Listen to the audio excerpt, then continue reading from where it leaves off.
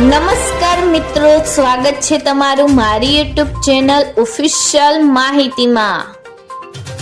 ઓગસ્ટમાં વરસાદ કેવો રહેશે કે વરસાદ નહીં પડે, આના વિશેની સંપૂર્ણ માહિતી મેળવવા માટે આ વિડિયોને અંત સુધી જરૂર નિહાળજો અને હજુ સુધી મારી ચેનલને સબસ્ક્રાઇબ ના કરી હોય તો સબસ્ક્રાઇબ કરી લેજો।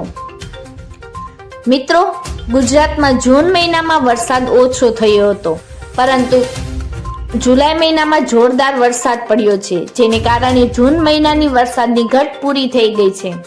સાથે જુલાઈ મહિનામાં સૌરાષ્ટ્ર અને દક્ષિણ ગુજરાતમાં સારો વરસાદ થયો છે, જ્યારે બીજી તરફ ઉત્તર ગુજરાતમાં સામાન્ય કરતાં ઓછો વરસાદ પડ્યો છે અને હજુ ઉત્તર ગુજરાતમાં વરસાદની જરૂર છે। આવામાં આગામી ઓગસ્ટ મહિનાને લઈને હવામાન નિષ્ણાત અંબાલાલ પટેલની આગાહી સામે આવી છે। હવામાન નિષ્ણાત અંબાલાલ પટેલે જણાવ્યું છે કે 28 થી 29 જુલાઈએ ગુજરાતના ભાગોમાં ભારે વરસાદ રહેશે। સાથે જ મધ્ય ગુજરાત, સૌરાષ્ટ્ર અને દક્ષિણ ગુજરાતના ભાગોમાં ભારે વરસાદની શક્યતાઓ રહેલી છે। ઉત્તર ગુજરાતના ભાગોમાં પણ વરસાદની શક્યતા રહેશે। મિત્રો, તેમણે જણાવ્યું છે કે 2 ઓગસ્ટે આશ્લેષા નક્ષત્રમાં સૂર્ય આવશે, જેથી 2 થી 3 ઓગસ્ટે હવામાનમાં પલટો આવી શકે છે અને 3 થી 4 ઓગસ્ટે ઉત્તર ભારતમાં વરસાદ થશે, જેની અસરને કારણે ગુજરાતના વાતાવરણમાં પલટો આવશે। મિત્રો, ખાસ કરીને 6 અને 7 ઓગસ્ટે બીજી સિસ્ટમ બનતા મધ્યપ્રદેશ સુધી વરસાદ આવતા ગુજરાતના ઘણા ભાગોમાં સારો વરસાદ થશે। સાથે જ અમુક ભાગોમાં ભારે વરસાદની શક્યતા રહેશે।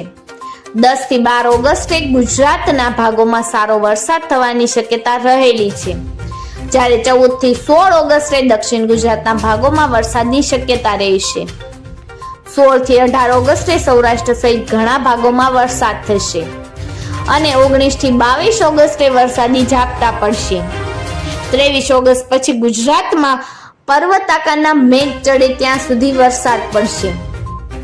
30 ઓગસ્ટ થી 8 સપ્ટેમ્બરે ભારે વરસાદી ઝાપટા પડી શકે છે।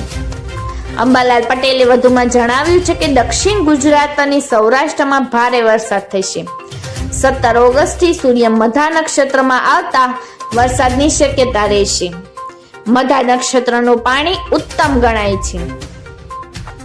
મિત્રો, આવી જ વધુ માહિતી મેળવતી રહેવા માટે મારી ચેનલ સાથે જોડાયેલા રહેજો।